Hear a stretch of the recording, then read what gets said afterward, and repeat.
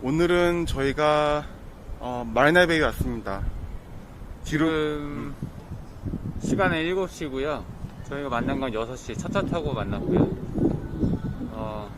오늘 한번 한국과 싱가포르의 직장 생활에 대해서 뭐가 다른지 또 뭐 장단점이 뭔지 한번 가볍게 한번 얘기해 보겠습니다.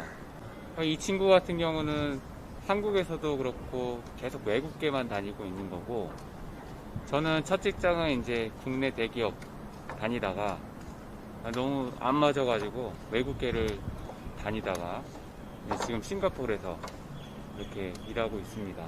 제가 최근에 한국에 있는 대기업에서 오퍼를 받기까지 면접을 여러 번 봤는데, 그러면서 느낀 점, 그리고 이제는 한국에 있는 대기업의 인사팀과 여러 번 협상을 하면서 느낀 점을 한번 말씀드리면은, 일단은 요즘 한국에 있는 대기업들은 직급을 사라지고 이제 모모님 또는 모모 프로님 이런 식으로 호칭을 변경한다고 합니다.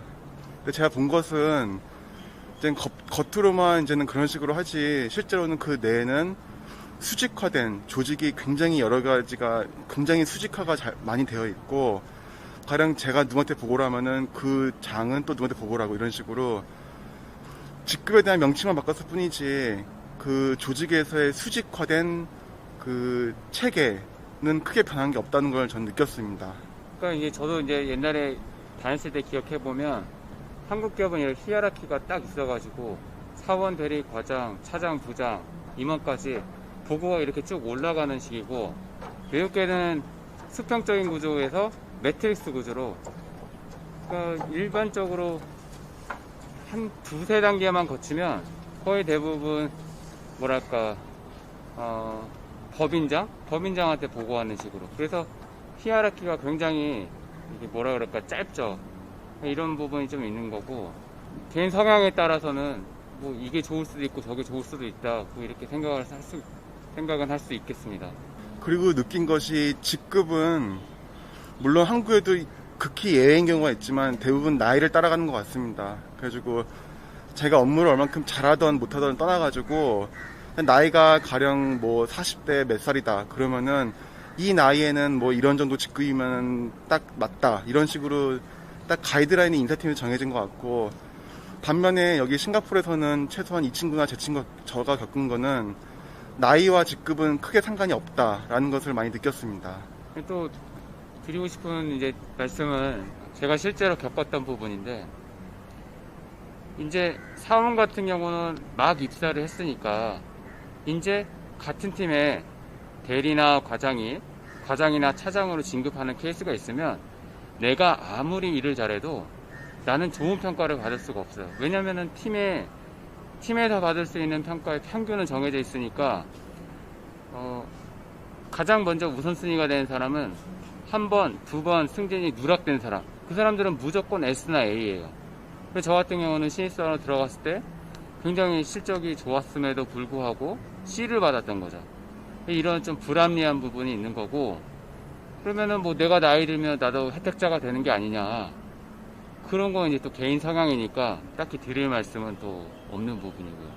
근데 여기 같은 경우는 가령 뭐 제가 제 밑에 있는 팀원도 지금도 50대가 있고 과거에도 여러 명이 있었지만, 그리고 제 위에는 또 제 위에는 저보다 훨씬 나이 어린 친구도 제 이제는 보스의 보스로 있는 경우도 많이 있고, 물론 나이가 어느 정도는 필요합니다. 나이가 있어야지 경험도 쌓이고 경력도 쌓이고 그러면서 노하우가 생기는 건데, 그렇다고 그 어느 정도 일정 수준을 지나가면은 그다음부터는 나이가 아니라 일단은 개인의 능력에 따라서 직급이랑 보상이 정해져야 되는데, 이런 것이 한국에 있는 기업들은 확실히 한계가 많이 있는 것 같습니다. 많이 변하고는 있다고 하는데, 제가 뭐 제 친구들 보면 다 아직까지 뭐 지금 저희가 뭐 처음 이제 입사한 게 한 15년 넘었는데 똑같은 것 같아요. 뭐 이게 문화라는 게 그게 쉽게 바뀔 것 같지는 않습니다. 근데 이게 이런 문화가 왜 왔냐라고 제가 한번 생각을 해본 적이 있는데, 또 이해가 되는 부분도 있어요. 왜냐면 우리나라 한국전쟁 그 6.25 사변을 겪으면서 나라가 아예 하나도 없잖아요. 이럴 때 이제 우리나라를 재건한 게 군인인데, 예를 들어서 포스코라든지 뭐 현대건설이 또 미군의 뭐 막사지으면서 큰 거잖아요. 그러니까 이런 군대 문화가 있는 기업들이 주도해서 경제가 성장한 거기 때문에 이 문화가 아직 조금 내려와 있는 거고, 실질적으로 뭐 6.25 이후에 우리가 고도의 경제 성장을 이루면서 이런 게 실적으로 증명이 됐으니까 이게 먹히는 거다, 이게 맞는 거다라고 생각하는 게 아직까지 내려오는 것 같습니다. 근데 이게 부작용이 뭐냐면은 아무리 뭐 대리급, 과장급 똑똑한 직원들이 일을 잘한다고 해도 이게 지긋지게 막혀가지고 성과 부분도 인정을 제대로 못 받고, 그러면은 이런 수직화된 조직 체계로 인해서 크게 봤을 때 조직이 성장하는 데는 한계가 많이 느껴지는 것 같습니다. 얘기가 길어지는 것 같으니까 잠깐 뭐 정리만 하면, 일단 개인이 아무리 뛰어나더라도 좀 운이 필요하다, 이런 부분하고, 그리고 한국은 기본적으로 인사 이동이 뭐 정기 이동이 대부분이잖아요. 그래서 내가 아무리 일을 잘하고 내가 실적을 내고 내가 포텐셜이 있다고 하더라도 빨리 클 수가 없어요. 예를 들어서 지금 외국 기업 같은 경우는 내가 일을 잘한다 그러면 한 2년, 3년에 한 번씩 계속 승진할 수 있는 부분이 있는데, 한국 같은 경우는 4, 5년을 무조건 기다려야 된다는 거예요. 예전에 미생이라는 드라마 있었잖아요. 거의 뭐 부장이라는 분 혹시 기억나십니까? 굉장히 꼰대스럽고 굉장히 악질로 나오죠. 드라마라서 좀 과장됐다고 생각하시는 분도 있을 것 같은데, 실제로 제가 경험한 바에 의하면 그런 사람들이 있습니다. 더한 사람들도 있고요.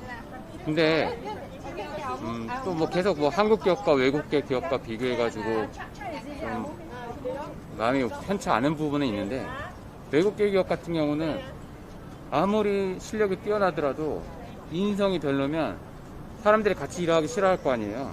그러면 클 수가 없는 구조입니다. 근데 한국은 뭐 일 잘하고 또 특히 뭐 이렇게 성격이 개판인 애들이 또 일 잘한다고 생각하는 그런 부분이 있기 때문에 이런 사람들이 또 커버리는 거예요. 이 사람들이 부장도 되고 또 뭐 상무도 되고 뭐 이런 부분이니까 굉장히 이제 젊은 사람들 입장에서는 일하기가 쉽지가 않습니다.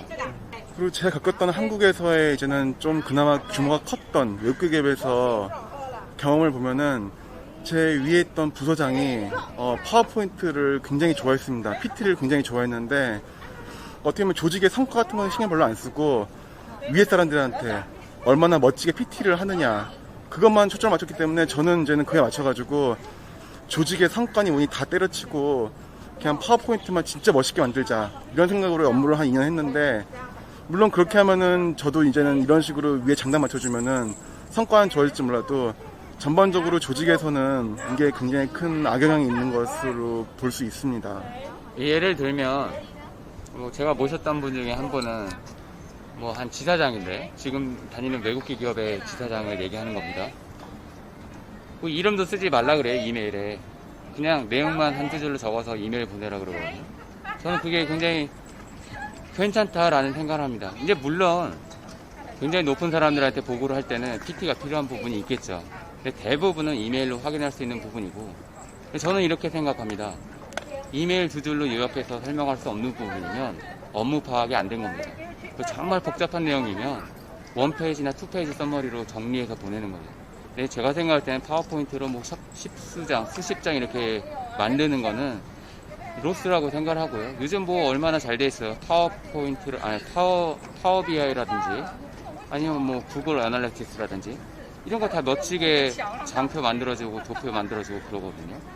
더 이상 이런 건 필요 없는 것 같은데, 뭐 아직도 이런 부분이 많이 있다는 게 좀 안타깝습니다. 그리고 꼰대에 대해서 좀 얘기를 하면, 제가 이제 첫 직장을 2006년에 입사를 했는데, 그때 저는 개인적으로 굉장히 보수적인 회사를 다니긴 했어요. 그러면서 이제 저희 동기들이 한 얘기가 뭐냐면, 우리 때는 이러지 말자라고 했던 부분들이 많이 있거든요. 근데 지금 한 10여 년 지나서 지금 거의 15년째 돼가고, 가끔 뭐 동기들을 연말에 보면 그 사람들 다 이렇게 비슷하게 꼰대가 되어 있더라고요. 하나 예를 들면, 이번에 우리 팀이 좀 많이 다운된 것 같아. 그래서 이번에 내가 같이 모여가지고 토요일에 등산 가기로 했어. 또는 뭐 10km 뭐 이렇게 마라톤 뛰기로 했어. 이렇게 말하는 거 보면서, 팀이 다운되면 주말에 편하게 쉬게 해주고 퇴근을 일찍 하게 해주면 되는 건데, 글쎄 저는 좀 이해가 안 돼요. 지금 제가 있는 조직에서는 이제 순수 외국계고 나이랑 그런 게 상관이 없는 수평적이고 매트릭스 체이기 때문에 여기서는 사람들이 가장 리스펙트 받는 가장 좋은 방법은 그냥 일을 잘하는 것입니다. 일을 잘하고 인정을 받으면 그걸로 리스펙트를 받는 건데 가령 예를 들어서 본인이 지금 한국에 계시고 심각한 꼰대 문화로 인해서 자신의 경력 개발이나 이제는 더 이상 자신이 나아가는데 걸림돌이 된다고 생각한다. 그러면 한번 외국 기업이나 아니면 꼰대 문화가 좀 덜한 또는 아예 없는 해외로의 취업도 한번 생각해 보신 것도 좋을 것 같습니다. 본인의 능력을 낭비하는 거일 수도 있기 때문에 한번 이런 식으로 한번 고려해 보는 것도 저는 추천합니다. 뭐 하이 TV도 그렇고 제 니치 투게더 TV에서도 한번 언급한 적이 있는데 해외 취업이 그렇게 힘든 건 또 아닌 부분이고 얼마든지 도전해 볼 수 있다고 생각을 합니다. 한국에 있는 기업들 보면은 이제는 뭐 중견기업, 중소기업일지라도 전 세계에서 특정 분야에 대해서는 세계 1위 또는 이제 세계 선두권으로 이제 점유율을 가지고 있는 업체들이 꽤 있습니다. 생각보다 확실히 있고 그런데 계신 분들이라면은 어쨌거나 자신은 국내에 있는 한 중견기업에 머물지 몰라도 본인은 이미 글로벌적으로 경쟁력 있는 전문가일 수도 있기 때문에 이런 부분을 잘 찾아가지고 도전해 보시면 좋을 것 같습니다. 젊은 분들을 위해서 회사를 고르는 팁 하나만 말씀을 드리면 좀 자유로운 분위기를 원한다. 그리고 꼰대 문화가 없는 회사를 원한다. 근데 실제로 그거는 들어가 보지 않는 이상 확실하게 알 수는 없잖아요. 그래서 그거를 파악할 수 있는 한 가지 방법은 뭐냐면 시스템으로 돌아가는 회사는 꼰대 문화가 좀 덜해요. 근데 사람에 의존하는 회사들, 다시 말해 경력에 의존하는 어떤 산업군이라든지 그런 회사라든지 이런 회사는 꼰대 문화가 있을 확률이 꽤 높습니다. 그래서 회사의 업력이 오래돼 있고 비즈니스 모델이 강건하고 뭐 어떤 사람이 개판을 쳐도 그래도 5년 10년은 가는 회사들은 시스템이 있다는 얘기고 이런 회사들은 대부분 그래도 그렇지 않은 회사에 비해서는 기업 문화가 괜찮다 이렇게 말씀드리고 싶습니다. 그러면 오늘은 뭐 여기까지 한번 해볼까요? 네, 그러면은 다음 영상으로 찾아뵙겠습니다. 바이.